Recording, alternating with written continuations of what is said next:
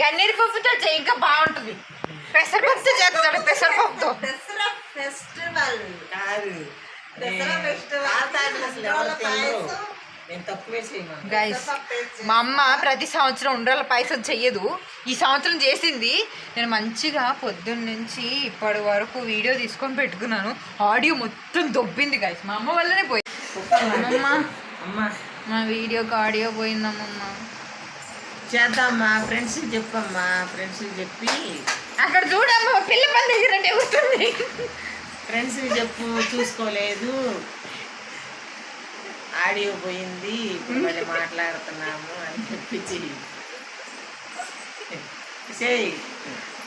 అసలు అక్కడ చూడమ్మమ్మ అసలు ఎట్లా నవ్వుతుందో చూడు. కింద మరి డొల్లి మరి నవ్వుతుంది. అదే నొక్కేసి ఉంటుంది. డొల్లి మరి నవ్వుతుంది. ఫోన్ నాకు డౌట్ అమ్మే ఏదో నొక్కింది ఫోన్లో. ఇది తీసుకుంది ఆడియో రావద్దనని నొక్కింది. అసలు 1.5 hour రికార్డ్ అయింది. ఫుల్ ఫన్ ఉంది గాయస్. అసలు మొత్తం తీసేది. చూడమ్మమ్మ చింతపండు పులిహారే అన్నామంట, అందుకని పోయింది.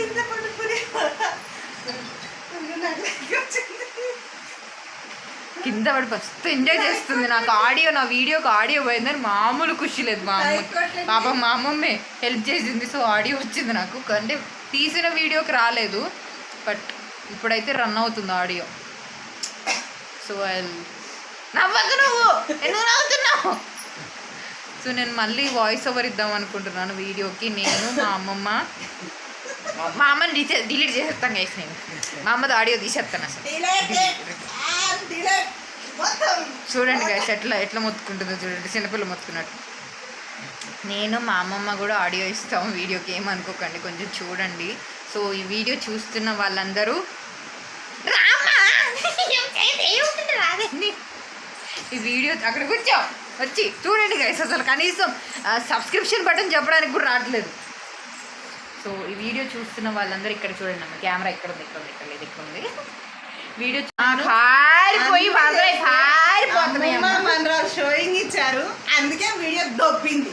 అవును, చెమటలు కారిపోయి వరదలై పారిపోతాయి.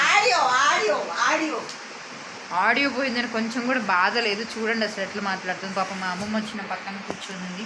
పర్లేదే మన ఆడియో ఇద్దాం.